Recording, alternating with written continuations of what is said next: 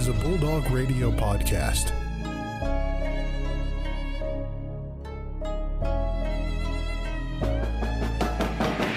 The Ferris State Bulldogs have upset the nation's #2 ranked team.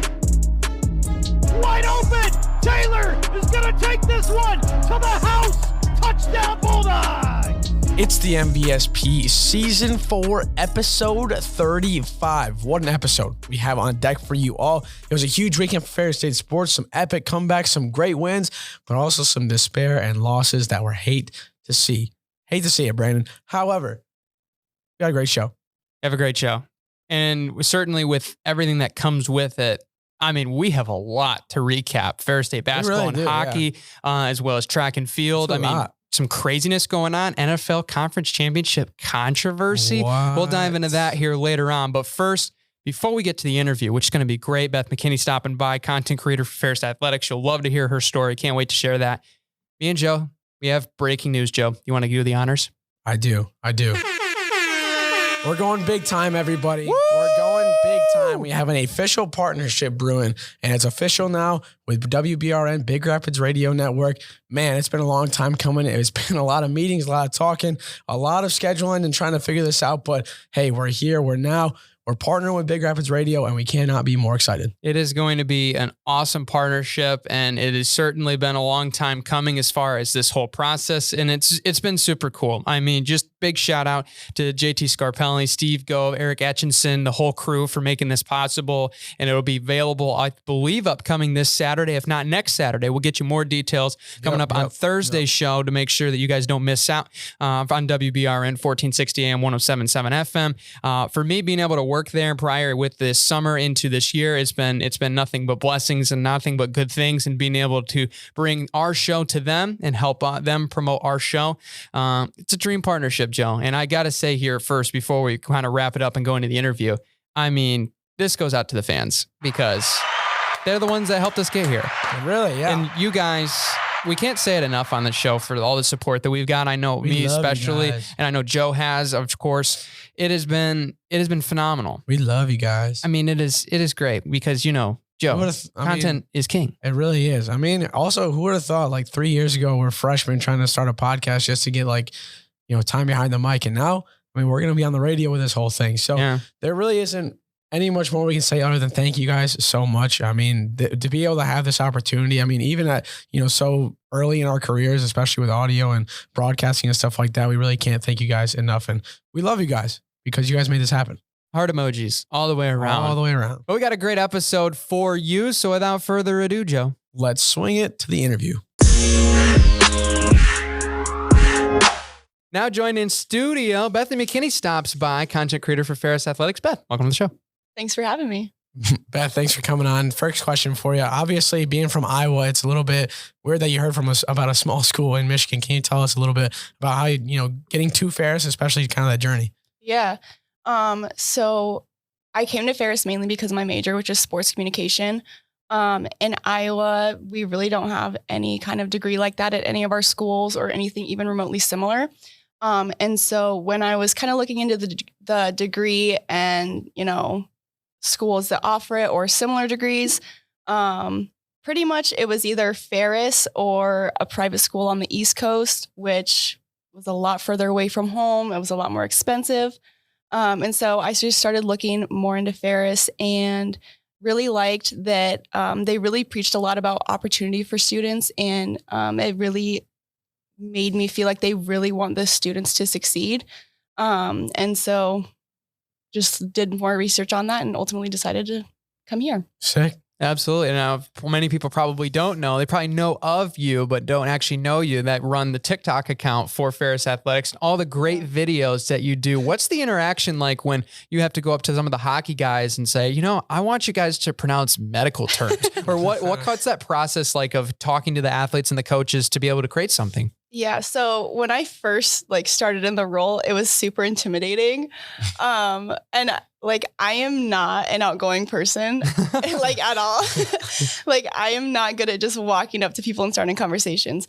But that is something that that's one of the reasons why I enjoy taking on roles like this, because it challenges me to step outside of my comfort zone. And so as I, worked with more and more teams, more and more athletes, I am more comfortable just walking up and being like, hey, I need you to do this for me. What do you think? Like most of the coaches have been super welcoming.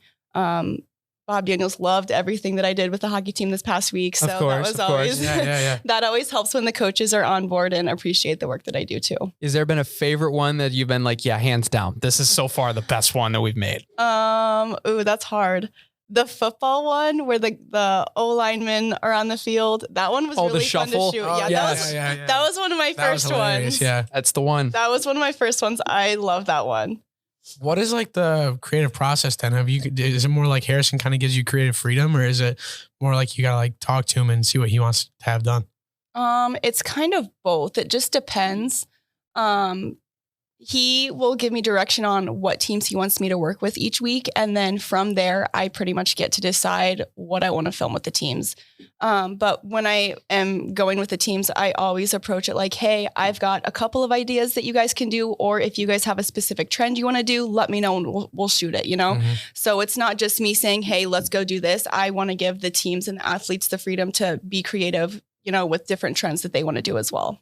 Yeah, when it comes to content, I know like from my little experience kind of following it with us, for especially analytics nowadays are just absolutely huge in the program.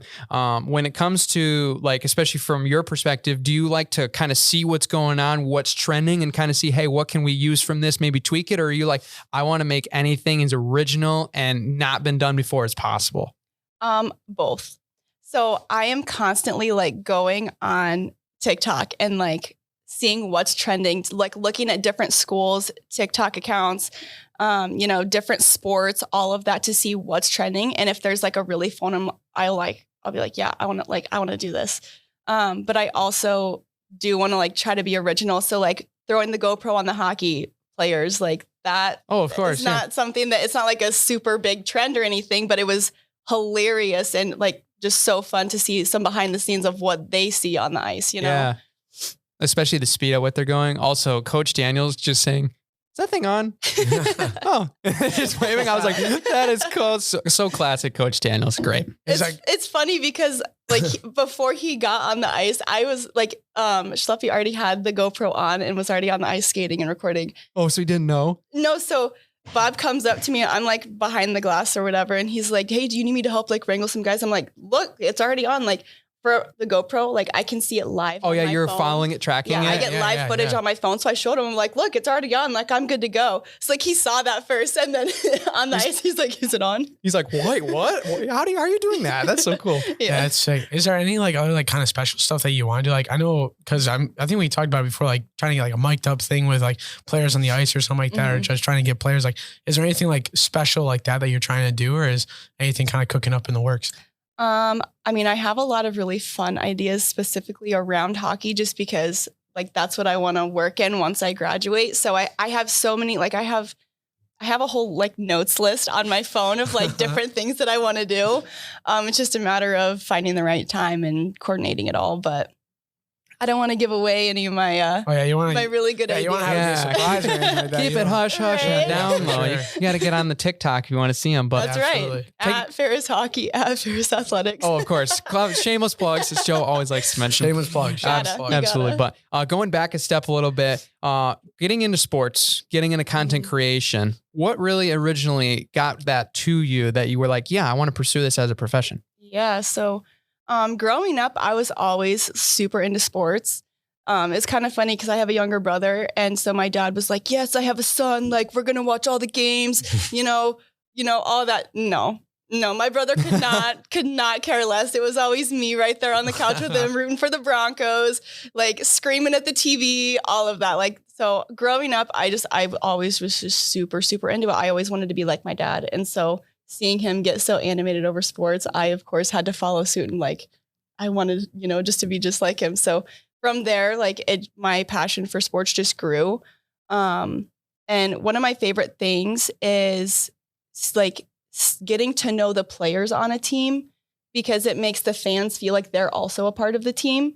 And so that's one of my favorite things about like creating the content and putting it out on social media is you can do so many things to let the fan base get to know the players more on a personal level rather than just seeing what they can do on the field.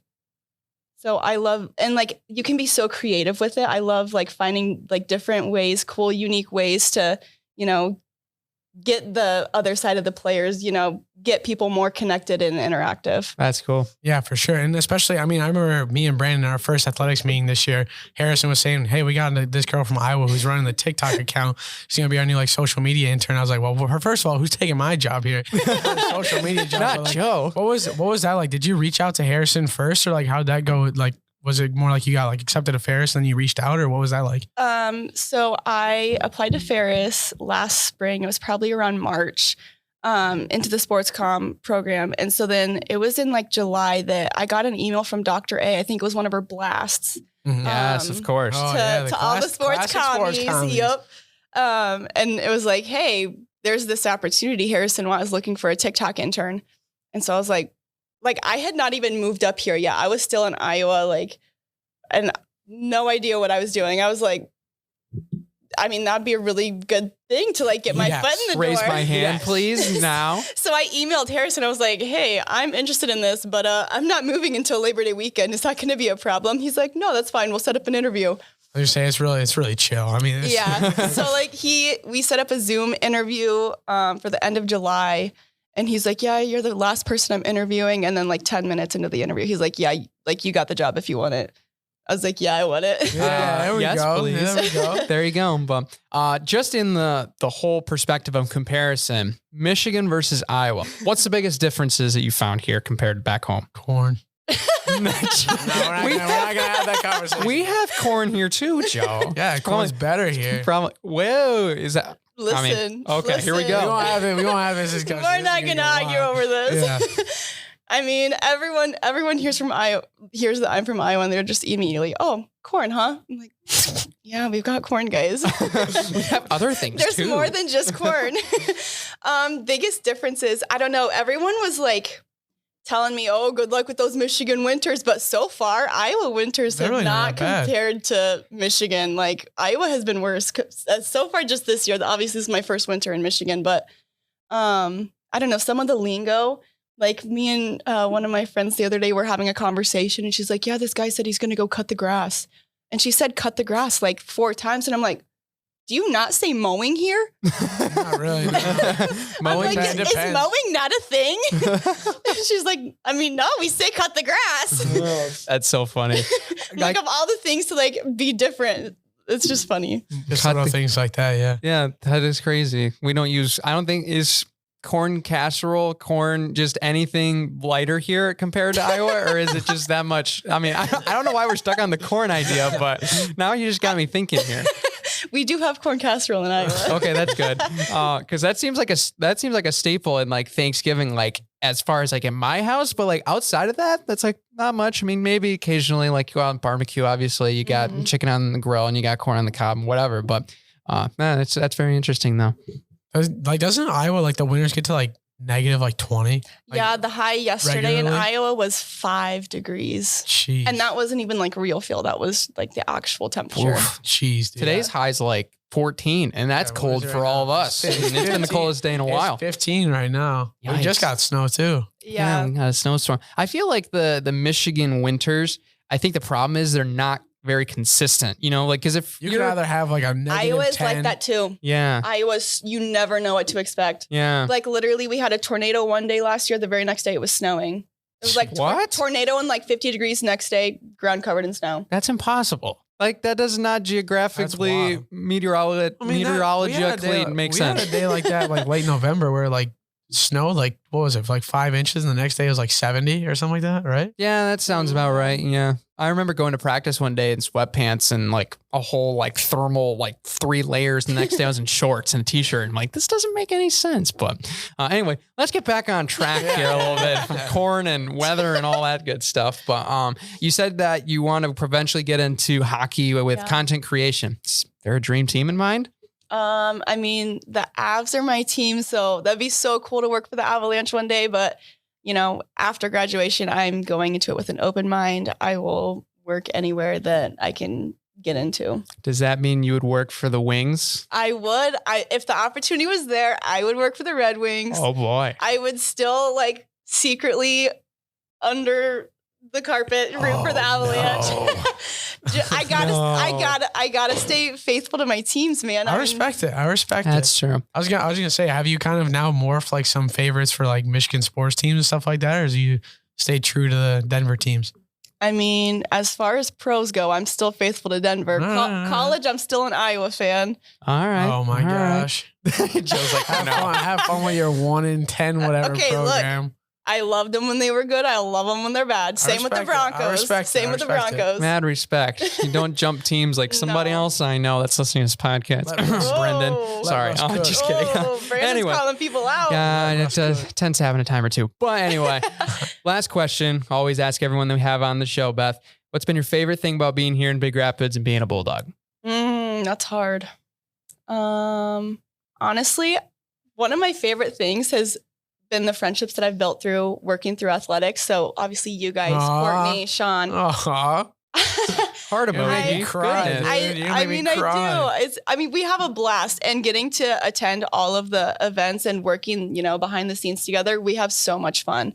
And honestly, I'm super grateful for that. Coming in, like knowing 0 people, I'm glad that like everyone has welcomed me and made me, feel welcome and liked and things like that. So, well, that's great for sure. From us, it's been an honor with working with you as well. Thank you. Thank you. Yeah, it's been a fun time, especially for our athletics. It's probably one of the most relaxed and casual, like professional settings. I love it. Great. We have so much fun. So great. It's the best. So if you ever think about working for Ferris Valley Athletics, definitely do it. It's a blast. It's a really fun time. But Beth, thank you so much for coming on, taking time out of your day. Hopefully you can keep cooking up that fire content, and very excited to see what you can do. Yeah, stay tuned. I've got some things in the works. So thanks for having me, guys. Thanks, Beth, for coming on to the show. Very great to talk to her. She's one of our good friends working with athletics, and it's great to hear her story and her journey to Ferris Athletics. We're going to hop right into the Ferris State Sports Report. A loaded weekend for the Bulldog Athletic Association. Huge wins for basketball. It's a clean sweep. All 4 games, all 4 W's. That's what I like to see. Crazy comebacks against Northern Michigan, but we're going to hop into the games against Michigan Tech right now. Men's won 78-50 on Thursday night, excuse me. That was just a pretty good game. It was a fantastic game on Saturday. And I think when the people that didn't see it, I'm sorry. That was an incredible basketball game. And I think this was Northern game, by the way. Yeah, this is the Northern game. It was an incredible game from start to finish. I mean, 2 great teams going at it all night. It was certainly just a sight to see. What was it, 11 lead changes? Yeah, it was something crazy like that. 11 lead changes. 7 ties. I mean, it was back and forth, it seemed like, for a while. And Northern had us on the ropes. There's no lie to that. They had us on the ropes, especially in the first half. Later on in the game, we made a couple plays. I think it's fair to say we got a couple calls to go our way. I would also say that was arguably the worst officiated game I've ever seen. There was a lot of chaos going on. The first half was like all the calls were going to Northern, and then the second half, like they were basically all going to us. Like there were a couple that I was like, yeah, that probably shouldn't have been. In both circumstances, like, yeah, that was not a good call at all, because they were also like discussing so many things.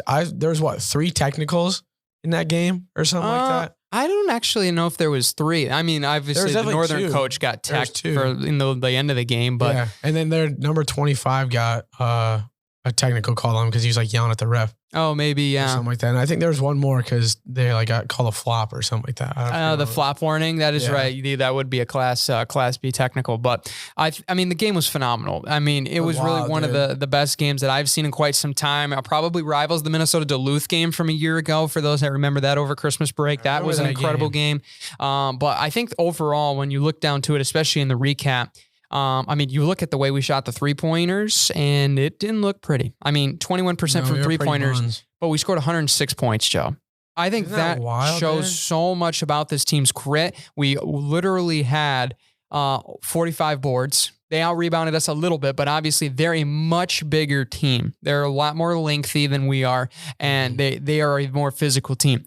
But the fact is, we took care of the basketball so well. Incredibly 26 assists, 3 turns. That's it. 26 assists, 3 turns. That's also, incredible. Amari Lee is 4th in the nation for assist to turnover ratio. Yes. Keep that in mind. He's been incredible. 22 points off of those turnovers to their 6, 58 points in the paint against that physical of a team. I mean, that stands out especially, but just the way the guys came back, I mean, being backs against the wall late in the second half, I mean, we're talking back in with 5 minutes to go, we're down 11 and we come all the way back, tied up in the final seconds, and had an opportunity to win it if Solo would have knocked the free throw down. But hey, it happens to all of us. Man. He went the only one he missed too. He went 13 for 14. Yeah, the only one he missed. It was in and out too. I feel like that probably it could have gone in. If you have the same shot, it probably is going to go in. I think so. Yeah, it hit both sides of the board or the rim and then popped out. But yeah, I mean, not the greatest shooting performance, but I mean, when we needed it, I mean, they came in clutch. I mean, Ethan Erickson hit 2 clutch threes near the end of it to really get some momentum back. However, I think the story really is Max Bjorklund from Northern is still incredibly good at basketball. Yes. There were so many shots that he took that I was like, there's no way that's going in. And then he just drilled it. And I was like, well, I mean, there's a reason that he dropped a 30-piece in 1 half last year. So he was definitely a huge part of their success on the game. But yeah, Northern definitely outplayed us in the first half and most of the second half, to be honest. But I think we really just got some grit, some determination, and came back from it. But man, that was just a wild game, I think. Because Solo, I remember talking to Jake, who's like one of the marketing guys, and he was saying Solo said he was going to drop a 30-piece on the day. And I was like, after the first half, he only had 4 points or something like that. And I was like, I don't know if he's going to be able to do that. But then once he got going, I mean, what is that? Six guys in double digits? That's wild. He had 2 points in the first half. And so then he dropped 25 in 1 half. He dropped 25 in the second half and overtime combined. So he finished with 27. That's incredible, that performance he had. I mean, he led us with 27. And I think when you looked at how the scoring was dispersed, I mean, Dolapo added 13. I think I was talking to someone, I was like, Dolapo could drop 20 today. It just feels like that kind of a revenge game that I was waiting for. He got 13 and 7 boards, which was a great performance. Ben also added 13. Ethan Erickson had 15 off the bench despite going 2 of 8 from 3. He knocked down his free throws. Michael was in double figures with 11. Amari Lee had 12 points with his 12 assists. Yeah, and he had no turns, by the way. Michael got a double-double. Yeah. 11 and 12. I mean, that's been one of the biggest things I would love to highlight is how Michael has really stepped into that role as the rebounder and the playmaker. And I think that's really what this team needs, especially with him in the starting 5. I think that makes this team that much better. I also love his dad on the sideline. How he's just chilling there in the VIP seating. Oh, yeah. So cool. Yeah.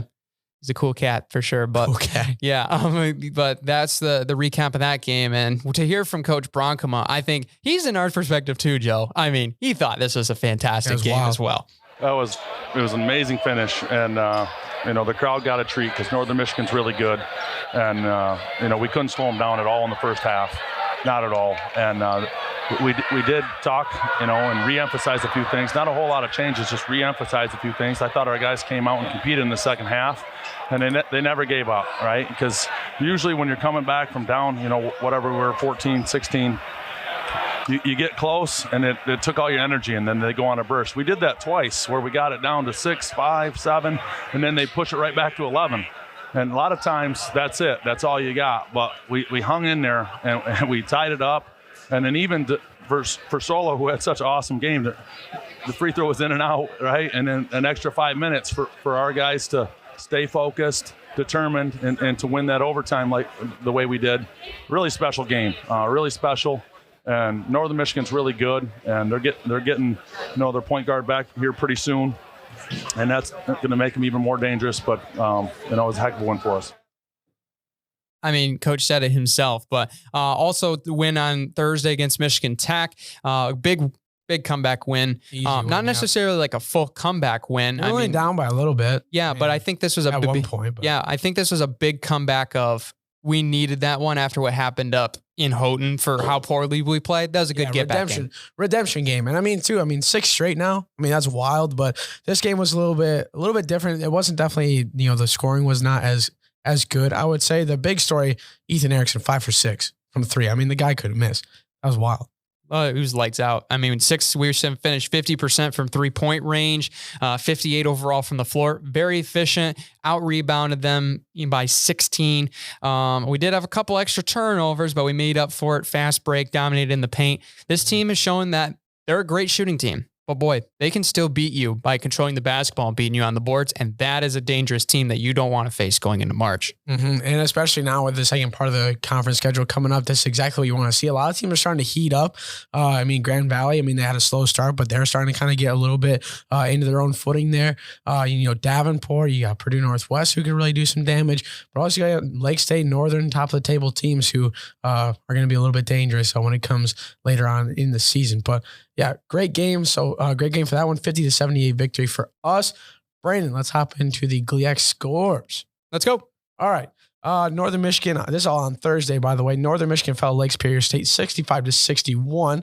Parkside beat Davenport in a pretty convincing victory, 78-60. Purdue Northwest fell in a close one to Grand Valley State, 77-74. And then on Saturday, Saginaw Valley beat Wayne State 61-48. Michigan Tech beat Lake Superior State, got a bounce back victory there, 76-71. Parkside beat Grand Valley 73-62. And then Purdue Northwest gets another win over Davenport, 90-73. So there you go. And now with those victories, little old Ferris State now sitting at the top of the GLIAC. Would you look at that? Yeah, Parkside right now is sharing the top with us here. Both teams are 8-3, so it's a little bit close. We do have the edge, though. We do have the better overall record. Yep. So that's why we're a little bit up top. But when it comes to GLIAC standings and stuff like that for the tournament, might switch up a little bit. Yeah, and head-to-head as well when you consider the matchups they already had, which they will be traveling to Parkside and Purdue this weekend. So we're now going to have to go to Wisco. We could be alone at the top pretty soon, or we could be sitting pretty at second place. Who knows? But I think we'll be able to do it. Like I said, we're on a 6-game heater, so hopefully we can keep that going and get that rocking, but we'll see. Yes, it'll be fun. Moving over into women's now, sweep of the weekend. Michigan Tech, tight game. Great game. 63-60, the final in that one. It was a fantastic basketball game. I think when it came down to it, especially as of late, they really gritted out that game. It was just pure grit, matching them on the boards, 36 apiece against a really good Tech team. And I think when you looked at how that game especially was down the stretch, it was really, we built ourselves a buffer going into that game. And the fact of the matter is, I feel like, especially down the stretch, we were very resilient for how hot they were playing at that moment of time. Because Michigan Tech's a great shooting team. I believe I looked it up after the game in my my article recap of they're 14th in the nation in 3-point shooting. They let it fly and they hit them a lot of times. But I think really we stayed calm. We did not panic and we still locked down defensively, even though the game got to tied at 58 apiece with a minute 20 to go. But we stayed home. We played great defense down the stretch, and we were able to get to the free throw line. Kenzie Bauer sealed the deal from the free throw line, and that was just an absolutely huge momentum swing for this team after a little bit of a skid, and I think that really just shows now that this team is in the driver's seat, and they're making their way back up in the GLIAC standings, Joe. Yeah, for sure. Especially for GLIAC women's basketball, it's a little bit more, I guess, open, if you can say. There's not as much of a disparity between first and sixth, or whatever. It's only 2 or 3 games, I'm pretty sure. But yeah, this game was a huge one. I feel like this one really kind of did well for our defensive side of it. It wasn't crazy with, how much we were able to do with defense or anything like that, I feel, because they still, Michigan Tech still got off 25 threes. They just had a slow shooting day. If you kind of have them where they're hot and stuff like that, that could be a really different story. But I think if you look at it, our presence of getting rebounds was the big thing for that one. But yeah, this one was just a wild game, especially seeing that Michigan Tech was a team that was a little bit scary. I think we lost them earlier in the season as well. Mm-hmm. They're 8-2 in the GLIAC, so they're, I think, second right now, right behind Grand Valley. I want to say, yeah, right behind them, yeah. But so this is a huge win. Yeah, absolutely. Chloe Idoni, 34 points, 10 rebounds, 30-point double-double. Wild. Absolutely insane. Bonkers. I think when you looked at the rest of the scoring, there's not much else that you can really say. Everybody chipped in their own factor. Kenzie Bowers finished with 7 points. Mallory McCartney, 7 points, 8 assists as well. Grace Sullivan, I thought, played a fantastic game. She had 7 points off the bench in her 24 minutes. I think if they had plus minus in college, I think you would have seen great numbers when she came in the game as well. Deshauna Day, 5 points as well. Played really well defensively. I thought this team played really well. And I think that especially carried over into the Saturday game, able to really take care of business against Northern. And I think when, I talked to a couple of players, including Kenzie Bowers, who was on our show last week. You can check that out in the feed below if you haven't already. But I think the biggest thing that she said, and as well as Chloe said, was the fact of they knew going into this game, Northern, just like the men's, a lot physical of a team. They like to try to beat you on the boards. And if you're able to match them and just play your offensive capabilities talent-wise and scheme-wise, then you're going to be okay. And they certainly showed that. I mean, Chloe had another fantastic performance. She had another 30-burger. 64 points? 60 Berg in 2 games. You're at like, I think the past 3 home games, she's at like 90, or I think I did the math yesterday, 97 or something like that in the past 3 home games. Wow. I'm pretty sure. That's insane. If you look at her, Insanity. One second, I'm going to go to game log real quick. She's at 1, 2, 3, 4 30-point games. In the last, I think like 1, 2, 3, 4, 5, 6, 7 20-plus point games. And then she's like maybe 1 basket away from making that like 12. 96 points. 30 plus 30, 64. Last 36, and then 96 in 3 games. In her last 3 home games. I mean, she's putting on a display for all the home fans. You need to watch this women's basketball team for how well they're playing. Kenzie Bowers also had 12 and 9 rebounds, so close to the double-double. She also had 5 assists, 4 steals. Defensively, I thought she was really good. This team defensively against Northern stepped up. Huge for the program. I mean, they played really well defensively. Yeah, absolutely. I mean, especially the scoring wasn't really spread out so much this game, but that was, I think, the big thing with it. I mean, you hold a team under 60 points, you know that the defensive side of it was really rocking, and you can definitely tell that. I mean, especially with Northern, their team, like you said, they can really get a little bit physical. They can kind of body you around, but especially when you have one of their players coming off the bench and putting up a 20 bomb, I mean, that one's not always the easiest to defend, but we really came up clutch. I feel like you said, Kenzie Bowers with a couple steals. Deshauna Day has become a defensive powerhouse for us, I feel like. And as well as Amaka Unabayo coming off the bench. She's been able to get a lot of blocks. Not a huge amount this game, but she was able to get a lot of rebounds, and she's a pretty heavy defensive presence whenever Chloe needs a break.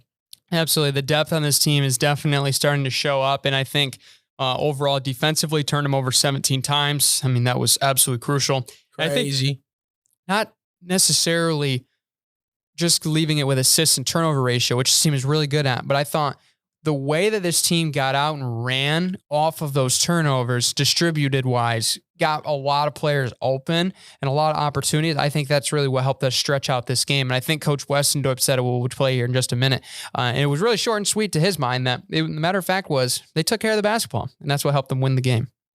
9 turnovers, that's excellent basketball right there. That's really good basketball. That's making sure that we're just making the easy play. You know, we don't have to make basketball complicated. We just keep making the easy play again and again and again at a really good pace, and that's what you're able to see today.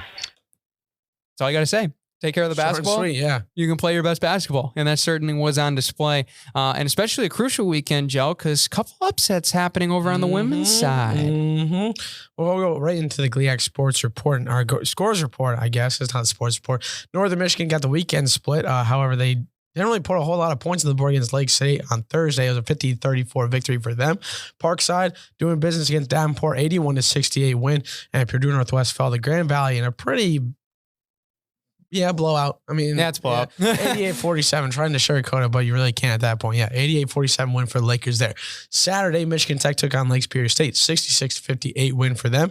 Saginaw Valley beat Wayne State 69-56. Parkside fell to Grand Valley 75-57, and Purdue Northwest got a win against Davenport 66-53. Ooh. The standings are looking a little bit more lucrative, if I do say so myself. Kind of, I mean, what is that? 3 or 4 games between 6th and 3rd place? Yeah, I mean, especially from 4th to 6th, which is pretty much the fight for home court advantage with us in Northern Michigan now that after we beat them, now with only within a game, as well as Saginaw Valley, only a half game back of either side now with their loss. So I think this is going to be really interesting now. You're battling for home court advantage going into GLIAC play the first round, and right now there's just a lot of teams that still have it up for grabs. Yeah, absolutely. I didn't even realize Michigan Tech is 17-4 overall. Yes. Jeez, dude. They're good. They're really good. Ellie McKay is a fantastic player. I think, she's been around for a while now for her years of eligibility, but I remember watching her, I think it was my sophomore year or the first year she was playing, or maybe it was my freshman year. And it was like, wow, she's really good. And I mean, she's still playing at a high level all 4 years, which you don't see sometimes with a lot of players, but a lot of those good players figure it out. So anyway, moving on over now into the report, we got hockey. Tough weekend against a really tough team. Tough sledding. A lot of learning lessons, I think, out of this game. Friday was, we won't say it. We'll be transparent. It was bad. Friday was bad. Saturday was much better, though. Pretty buns. Yeah. I think I followed along a little bit on Friday. I was at the game on Saturday, obviously, which we'll cover why I wasn't at the Friday game here in just a minute. But I think with just the way that game went, I think there was a couple things that really didn't go our way. It seemed like in that Friday game, I thought the first period was pretty solid. I thought we played really good in the first period as comparison to the second and third. Second and third just did not look very good. Mm-hmm. I mean, it really was just, we're getting beat in open ice, and we really had no counter punches to that Maverick attack in those second 40. The energy was definitely there the first period. It's just when they got going and actually got like just a solid game plan, that's Minnesota State got a solid game plan and actual like flow. It was pretty much impossible to catch up to them, especially that second period when they scored first out of that. You definitely I thought that we were going to be able to score first and kind of hold some power over them. But when they scored, you can definitely tell it was just an instant momentum shift. It was tough. So the Friday game, especially from Daniels, you could definitely because I was doing the post game for that one. That was a rough one because he was just like, because if you know Daniels and if you listen to his stuff, and even if you listen to our episode that we had him on, he's a talkative guy. He'll talk for 2-3 minutes. It doesn't even matter. But this one, I was like struggling to get, a 30-second answer out of him, which is almost impossible. But I mean, after it, you definitely wanted to see a little bit better performance on Saturday. But it's tough sledding. I mean, we still split with them for the whole season split. So 2-2, not bad. Yeah, and you could tell the Mavericks wanted this game. They knew what happened last December, and they wanted to make up for it and beat us on home ice. And you could tell in the tenacity they played. I thought Saturday we played much better. I thought overall it was better. I think when you looked at it, we had a lot of bad bounces that went the other way. Mm-hmm. And I think that kind of piled on a little bit because you looked especially at that Saturday game. And I mean, especially the fact of goes for the first 20, 0-0. It's been a little stale back and forth. Couple teams had chances. Not a whole lot of shots or anything. Yeah, Pokey, I think, got pipe once on one of his open side shots. But I think when you saw how that second period erupted, you were like, oh boy, buckle up. This is gonna be epic. And I mean, because we went from the first minute 47, Minnesota State scores. Cilius gets in the net. And then right after Bradshaw scores on a really, really fine play, great shot, great setup. Shot. Yeah, it was very clean.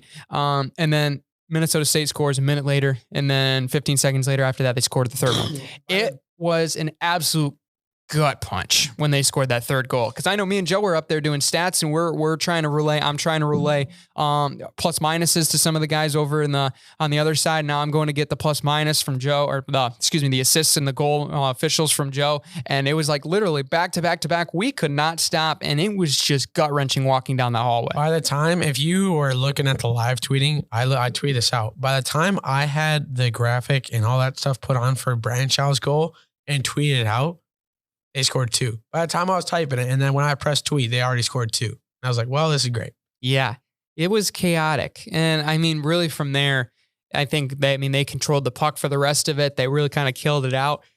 And then once Christian Fitzgerald netted one, you were like, yeah, this one's just about over. It really felt that way. And I hate to say it like that because like you could just tell the way that Minnesota State was playing that they were the aggressor. And we had our backs against the wall just a little bit. I won't say necessarily like they were completely bashing us, but when they spent probably a good 2/3 of that period in their offensive zone, that is so taxing on our defense. And I'm not saying necessarily somebody's at the fault for that, but it is so hard when you have such an aggressive team that is completely pushing on the pedal to the point where you can't breathe. I mean, they were just absolutely letting it go. And we got a couple of chances there on the power play, but I mean, it looked a little bit rushed. There was some disconnection there.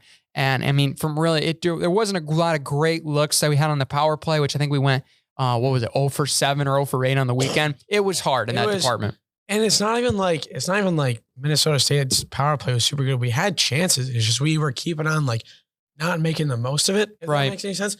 Excuse me, I got a little bit of a dry throat here. But yeah, it was tough because there was a lot of chances where like there was a wide open goal, we just barely missed a tip in or something like that, and just like puck luck too. I mean, there's a lot of bounces that went Minnesota State's way. There wasn't a lot that went our way, and there's really nothing you can do about that. That's just happening. Like that's just a happenstance type deal. But this game, I feel like is going to sting for a little bit, especially with who do we got next? Bowling Green next week, who's another team who's top of the table for CCHA. So that's going to be interesting. I've just pulled up the Ferris Twitter because I wanted to see it because I looked at the replies of that in the span of me tweeting our goal thing. I don't know who Buckmeek Enjoyer is or Hibby the Hobbit, but he said the Nagy curse. I don't even know who that is. Who is this guy? How do you know that I'm the Twitter guy? Maybe he's a follower of the show. Who are you? Who are you to say this? I don't know who that guy is. Who is this guy? I mean, he has jabroni. He has 10 followers to 316 following. Not the greatest of ratios, but I mean, I guess you're doing something right if somebody hates you, I guess. I guess so. I mean, I don't know. Maybe I have my first hater or something like that. Oh, you got a troll artist here. What? Yeah, maybe. Who is this guy? Yeah. Why did you feel the need that was to put 19 hours ago, too. That wasn't even recent. That was like last night. Huh. What are you doing? You're right. Why did he do that? With the program here. Who is this? Hibby the Hobbit. We need some answers. I need a tweet. To tweet at the Ferris. I'll just put a tweet out like, who is this guy? Who is this guy? If you want to identify yourself, there's a chair right next to me or right next to Joe even if you want to. You can come on the show and you can explain yourself. We have a chair for you, Hibby the Hobbit. Wherever you are, go tweet us at the MVSP and anybody else who wants great Ferris State content as well as everything for this show. You can follow along at the MVSP for more. Finishing out the Ferris State Sports Report, track and field was in action. The Bill Klinger Classic. And let me tell you, Joe, long meet. I'll tell you that. It was about, let's see here, if I could count correctly, 8 hours long. It was very fast across the board. There was a ton of heats. Your boy got the job done. We broke 9, 8:58. So that was exciting and one of probably the worst races I've experienced. I'll explain it here in a minute. Some really good performances. Emma Stefan finally back in the weight throw. Just casually won it. And congrats to her. Abby Winkle was 6th in the 400. Becky Castillo 8th in the open mile. Danae Feldschbosch 9th in the 800, as well as Daisy England 12th. Both of them PR'd in dramatic fashion. Whitney Farrell 11th in the open invite mile, as well as Hannah Brock and Sydney Kubiak 12th and 13th respectively in their team collective effort. 4x4 finished 6th on the meet. Melina Strauss was 9th in the open 3K. Donis Harris 9th overall in the invite mile. 4:11.32. Yeah, he even got faster from last week, ladies and gentlemen. Absolutely ridiculous. And then I believe he was also 9th in the 3K with an 8:28. Dan Hardesty 13th in the open mile. He broke the 4:25 barrier. 4:24 for him. Noah Griffith right behind at 4:25.25. It's going to be a matter of time for him. Once he's healthy, he's going to be right there as well as some great performances overall. Brendan Kearney 8th in the 5K at 15:34. Jake Smith 6th in the shot put, as well as some new faces. Bryce George and Garrett Jones getting their first throwing meet under their belts. Did really well. Kyle Drouillard also was 8th in the invite field. He's had a little bit of a bumps in the road, but he's going to get back on track for sure. And Aaron Pierce took 10th overall in the long jump. So really long meet in the 3K. And for all those that watched the race there, my teammates can attest to this. Crapshoot across the board. I could come unfiltered. It was absolute trash. There was 31 guys. Let it fly, man. Let it fly. There was 31 guys in the heat. Yeah. Right? That's a lot, right? You should want somewhere between 15 and 20 is probably about good. Mm-hmm. Anything less, anything more, yeah, you could make an argument it's better or worse. 31 guys. We're like, okay, 31 guys. By the end of that meet, some of them are doubling. Not everyone's going to show up, right? That's what's going through my head, right? Yeah. Everyone showed up. All 31. I'm like, okay, we got to buckle up. And you can watch it actually on flow track of the meet of the starting line. We're caped all the way around the waterfall and there's 3 layers of starts. There's literally guys behind other guys behind other guys. It is that crazy. And no disrespect to a lot of the athletes in the race. I mean, it was overall a pretty good race. It was competitive. It was just about the times that I knew I had to get in the top 3 if I was going to break 9, which I'm finishing second in the heat and broke 9. Let's go. Which is great. But the amount of crap that I had to get through the first 3 laps of just these guys shoving and elbowing each other was absolutely ridiculous. I don't understand some of the times that we have.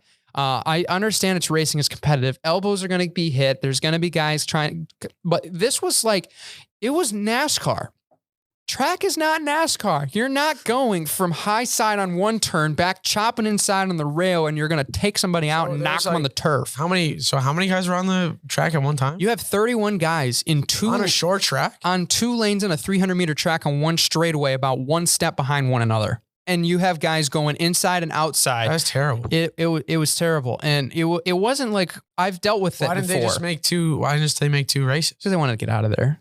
You're already there for 8 hours. I mean, that's really what it comes down to, I guess. What's another 15 minutes? I don't know. You're telling me, man. Where is this at, GV? Yeah, this was at GV. So, I mean. Do better, GV. I mean, it was a little chaotic, but it was just one of those where you're like, yeah, I got through it mentally. I felt really good that I was able to get through that because I know I was frustrated. I know there was probably gonna be the toughest. Probably a couple of profanity bombs that were thrown out in that race, not by myself, but from other people behind me. I'm sure, not because of me, but some other teams behind me. Okay. I know you're a dirty racer. I know you're trying to like cleat somebody. Oh, of course. Joe knows that I'm such an aggressive guy. Yeah. I mean, come on now, but no, it went all right. Got the job done and moving on. That race was crap. The way some of those guys ran. I won't name teams individually or anything like that, but everybody in that heat knows what I'm talking about. If there happens to be anybody else that was racing in that heat that's listening to the podcast, they know as well. That was an abnormal crapshoot of a race, and it worked out in the end because I broke 9. Now we're moving on to the next race, which we have a week off now before a big meet, so we're gonna get tuned up over this week, get recovered, and then we're gonna hit it again, and even a bigger, faster meet than this week, Joe. Yeah, that's what I like to see, man. Just absolutely Keep crazy. it up. Yeah, I mean, the MVSP and myself are proud of you, Brandon. Thank you. Great job, dude. Thank you. Let's go. I appreciate it. It's been a good time. Being healthy finally feels so good, and being able to run fast. This is your first season that's like you're actually fully healthy, right? Since like freshman year? This first indoor since freshman year, and you can probably hear it right now. I'm going to knock on wood as hard as I can, which has been, it's been good so far. And we're going to keep it going. The whole team's going to keep it going, and we're starting to break records. It's really good. We got some sprinters that have broke some records as well. Up, baby. You'll probably find that soon on the social media accounts. Got something cooking. Oh, sneak peek. Oh, I can't say anymore. Who runs the social media for a track? Is that Harrison still, or is that you? That's primarily Coach Kelsch, actually. But really? Some of us athletes actually volunteer to make the graphics. Like me, Ethan Hamilton, who he's also a really good graphic maker. The guy's absolutely phenomenal with Adobe. I mean, the guy's absolutely insanity. If you see some of those meet day ones that are all professionally made, that's Ethan. That's just him off of his own creativity. Sometimes he gets ideas from myself or some other guys, but he's the one that makes them. So let's pull this bad boy up. So, but they're super cool. I mean, you look at just Paris, track and field. Yeah, you look at the layering and stuff. I mean, it's absolutely phenomenal. But like, I think he alluded to it. The social. That's clean. Is this one here? Yes, that one is. That's clean. That one is. You can't see it right now on the podcast, but it's the recent one of Doug Hansen. When we get that live stream going. Oh, we're still working on that, guys. Don't worry. That's we're trying to figure out some live streaming stuff as far as equipment and how that's going to work. But yeah, also sick. This is clean too. Dang. Yeah, these are all clean. This is all Ethan, man. I mean, there's a couple guys that come in and like give tweaks and stuff, or I'll like throw in a couple ideas for him. But I mean, it's majority of it's all him. The ones that he makes too.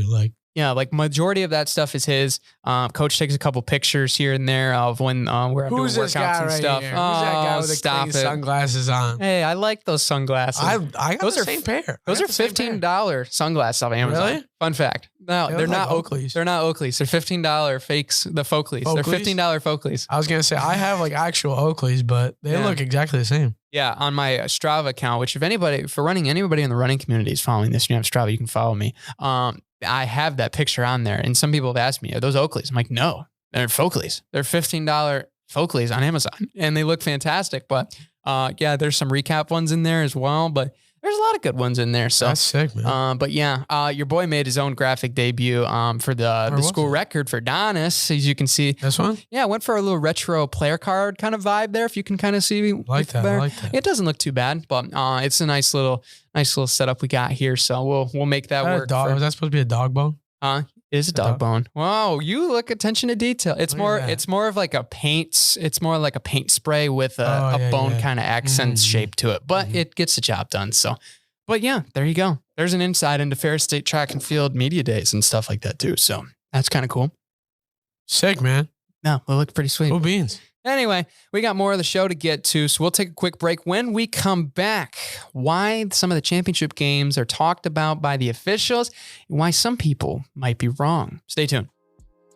Are you a Ferris State student interested in getting into audio production, music, podcasting, or even DJing? Bulldog Radio could be the place for you with plenty of opportunities and hands-on experience within not only these realms, but the marketing and social media opportunities outside. Join us to have your voice heard. No other place than Bulldog Radio. Finishing out the show here, NFL action over the weekend. And boy, Joe, we had some good games, not so good games, of course, including the Chiefs and Bengals as the good game and the Eagles and 49ers as the bad game. But yeah, a little bit of disparity there. Yeah, I mean, it wasn't. The Philly-San Fran game was not pretty. Once Brock Purdy got hurt, we knew they were in trouble. That was the worst way possible. Yeah. It was a shame because the Niners are a good team. I actually was probably going to prefer, if we were to do show predictions, that I would have picked the Niners to potentially play the Chiefs. I was probably more in favor of the Bengals, though, just because I wanted a Joe Burrow revenge tour like many others out there. But I think the overall poor part of this game that stood out to me was the 49ers went from super creative.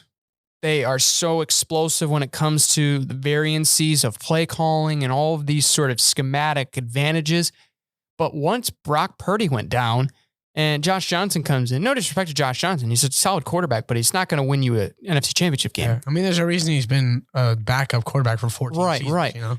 Why they didn't get somewhere where they have actual variancy in their offense for when you had Brock Purdy in the game at the third quarter after he was hurt. He can't throw the football, right? We'd heard the reports that Kyle Shanahan said he's probably not even going to play. The only reason he came back in was because Josh Johnson got hurt again, and you're not going to go to Kyle Juszczyk. But why don't you put somebody like McCaffrey in the Wildcat and at least run an emergency offense from there to at least get you somewhere in the offense of where you have some variancies? Because if you have Brock Purdy in there and you're handing the ball off 3 downs in a row, you're playing on an uneven playing field. It's 11v10. You're not going to have Brock Purdy blocking. So why don't you put another blocker, run the Wildcat, just try some RPOs or something? I guess I just don't understand. And also, by the way, I learned this after the fact when I was at my buddies with the Rock last night. Juwan Jennings was, I'm pretty sure, a 4.5, 5-star quarterback recruit. Really?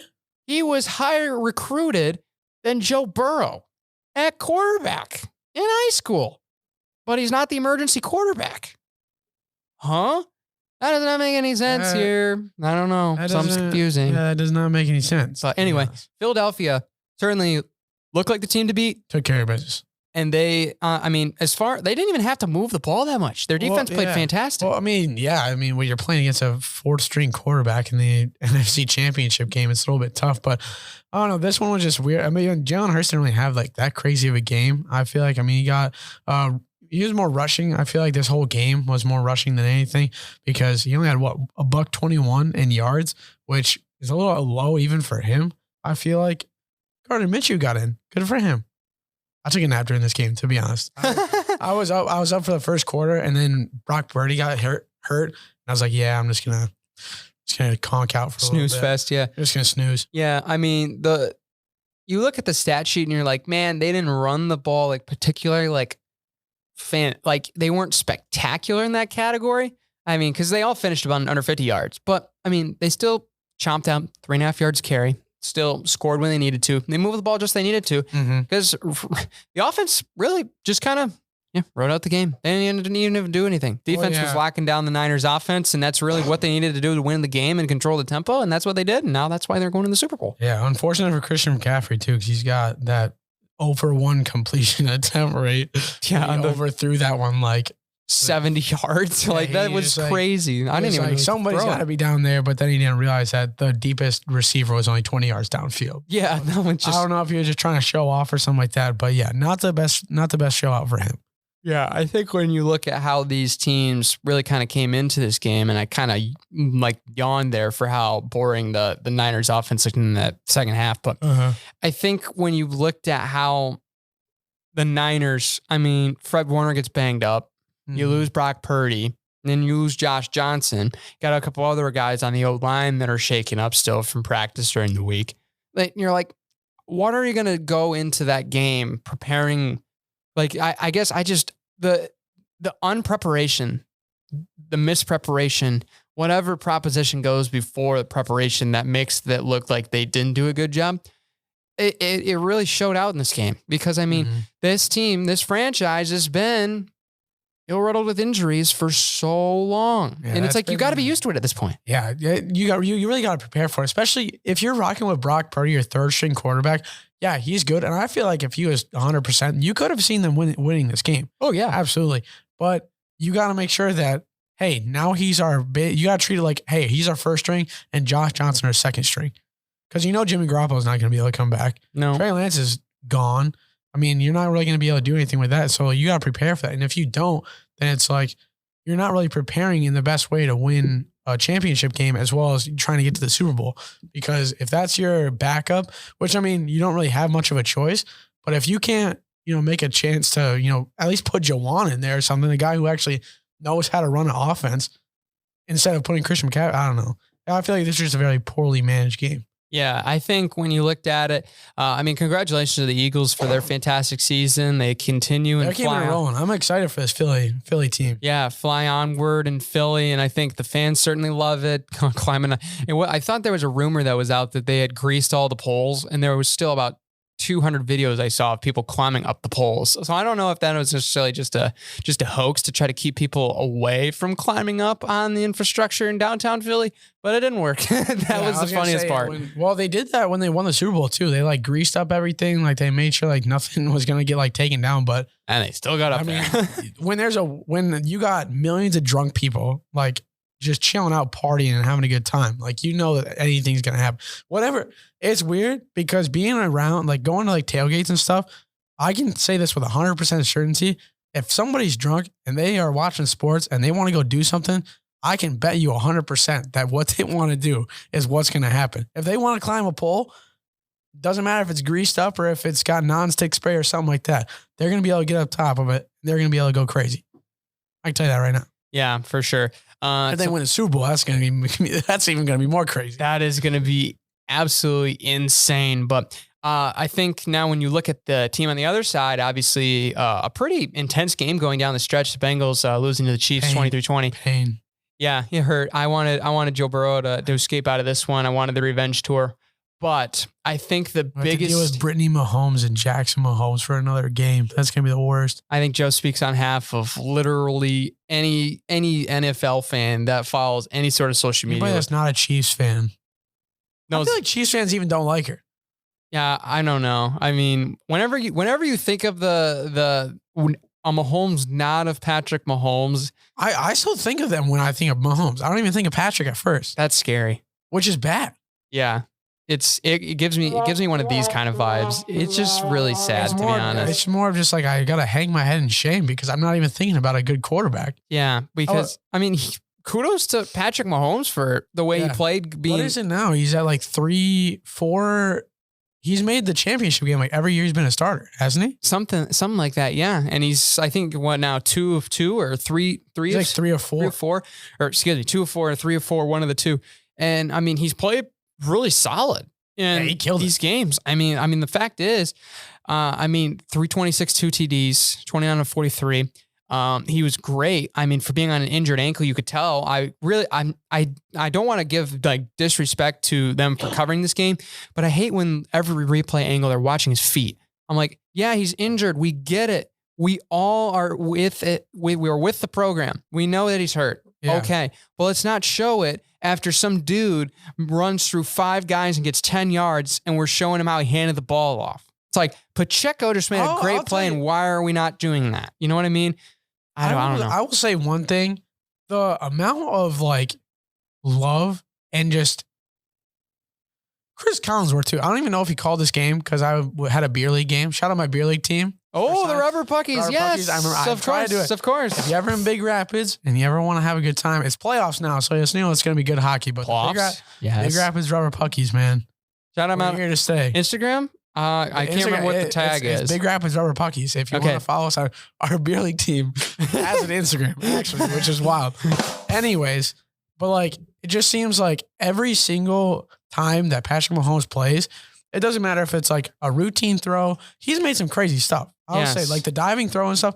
but there will be just a random thing that just like anybody that I could do. And then Chris Collinsworth will be like, now this guy is just the best ever. Like he's the best quarterback in the league. Or they'll be like Sports Center will be like Patrick Mahomes, like unreal. How does he do this stuff? And it's a 10-yard slant throw or something to Tyreek Hill from last year. I'm like, he threw what are you talking about? He threw it sidearm without looking. It's like, oh yeah, no quarterback from Detroit used to do Matt that. Stafford and every other quarterback could pull that off. Literally every time. Oh my gosh. Oh my gosh, his arm slot changed and he threw it 40 yards. That's wild. It's not like that's his job. Like, don't get me wrong. He's a good quarterback and he is one of the best. He's top 3 in the league. But you can't really argue if he's not in somebody's top 3 just with what he's been able to do. But the amount of love that he gets from everybody, the amount of like unconditional from every single sports media outlet is just so annoying. Yeah. I can't handle it at all. And to top that off, he has an annoying wife and an annoying brother that I cannot wait. I don't even want to, dude. I'm not looking forward to the Super Bowl because I know what's going to happen. You know, Jalen Hurts, you're our last line of defense. Yeah, we're rooting for Jalen Hurts, but when it comes to this game, I think overall, I mean, the fourth quarter defense has really stepped up huge, and I think that was really kind of something we weren't expecting. You know, like you're expecting Burrow and Mahomes to try to go for 40 apiece. I thought it was going to be shot for shot. Yeah, sure. It was going to be a shootout. But I think the way the defenses played was very underrated in that game. I mean, especially from the jump. I mean, you only had 3 points in the opening quarter. I think that really kind of set the tone right away. But the biggest thing to me was, especially down the stretch here, the biggest thing for me was, and I'm not going to discredit officiating of any sort of way, and I'm not going to be the one that complains about it. But I think I don't know why it feels like this year as opposed to years past, because we've always had years where it's been like, yeah, a controversial call swings the outcome of a playoff game. You know, Des Bryant, was it a catch? Was it not a catch? Who knows? But the way that sideline play went down that got the flag to get them in field goal range doesn't sit right with me. You know, like Osai, I get it. He pushed him out of bounds a little bit late. I get it. But was it really a push or was it more of Mahomes winning an Oscar? I thought it was him winning an Oscar because you watch the play, his hands were on his shoulders and there was contact and Mahomes fell. Okay. By rule, it's flag.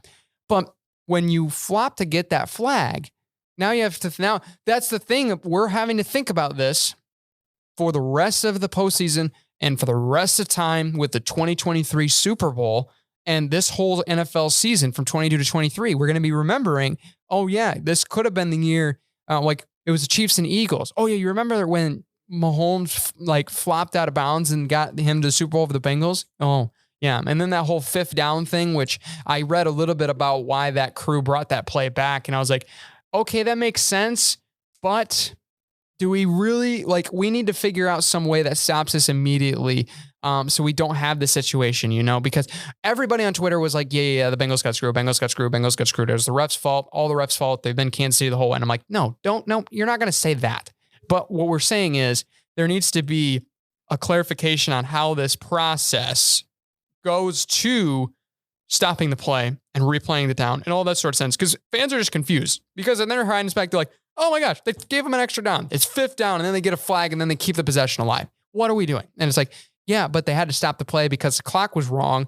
And by the time they had already tried to blow the play dead, the ball was already snapped. You know what I mean? So like there needs to be discrepancy, they need to be more apt to get rid of that discrepancy and make sure this is all clear in process so we don't have to think about these things anymore. Because we had phenomenal performances across the board from this game. T. Higgins freaking lost for a TD. I mean, Jamar Chase was great.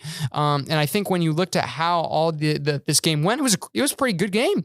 But now all we're thinking about is it was the ref's fault. And I'm like, my brain cannot take the fact that we just have like fans out there that are just, so I'm not in the ref's defense or anything. Like I know that there was some especially when you're talking about the Seahawks game when they played the Rams, which we discussed that on a different episode. Booty, man. Yeah, like that one was bad. Cheeks. That one was bad, and the NFL officials knew that. It's just the fact of how officiating now is being blamed first and everything doesn't sit right with me. Dude, is there some bad calls? Yes. I mean, did I think that Mahomes flopped to get that flag? Yes. I think he embellished for sure. And the flag should not have been thrown. But I think when you look at this, I hate the fact that we saw this good of a game and now that's all we're going to think about is the darn flag and how they got screwed. And regardless of how great these games actually were. And that just doesn't sit right with me whatsoever. Well, I mean, but it's justified though. You know? I mean, because the refs with that call, like that's just a big momentum killer. You know what I mean? Right. I get that. So then like you can blame them. Right. You can't blame the refs. Well, yeah, but I mean, that's not going to make it any better in this scenario. Are you saying like that, like you're not going to, like you're saying that like you're not going to be remembering a great game because of that last play? Correct. Oh, okay. Well, how all this whole fan base. You can't blame the refs with that one because that was, I mean, it was a clear flop. Right. I get that. And once again, going back to it, Patrick Mahomes is way too loved by everybody. He gets everybody's like calls and all that junk. It's stupid. Anyway, gonna be a fun Super Bowl. Chiefs, I can't wait for the Super Bowl. Gonna be fun. Regardless of what TikTok's made around it. The Pro Bowl will be this next week, which won't be as exciting. Should have been the X Games, man. I would have loved to see the X Games this next week. I'm not sure why they don't have to schedule that. That could be an interesting conversation. Over already now? I think so. Yeah, it ended yesterday. But like, see, conference championship football goes over the X Games. But if you pair that with the Pro Bowl, people watch both, or the X Games over the other instead of football. Yeah, that's what they should have done. Yeah, it would be better for both parties that way. I don't know why people don't really think about that when they're scheduling it. I don't know. I know I would watch the X Games more than the Pro Bowl, and that's no disrespect to the Pro Bowl. What's your favorite event in the X Games? I personally summer event and winter event. Oh gosh, winter event. I would say probably slopestyle snowboard. I think progression and flow is fantastic to watch. Those guys just literally go down a run and just pull out these crazy chains of tricks and stuff. I think it's crazy. Summer event. Oh man, that's tough. There's a lot of good ones in summer. I love BMX track. I think that's cool. I like the BMX track, BMX racing. So, I think those are cool as well. How about you? I like, in the winter, I like the snowmobile big air trick. Oh yeah. That's a good one. And then I like the motorcycle big air trick. Oh yeah. Or a snowboard big air. That one's sick. Like, snowboard big air is cool. Just one trick and they hit him. They go like 40 feet in the air. Like that's wild. Yeah. It's like, could not be me. How do you do that? Can you just like show me how to do that real quick? Can you give me a wiki how on how to do big air? And they're like, yeah, no, it's just guts. And are you crazy enough to do it?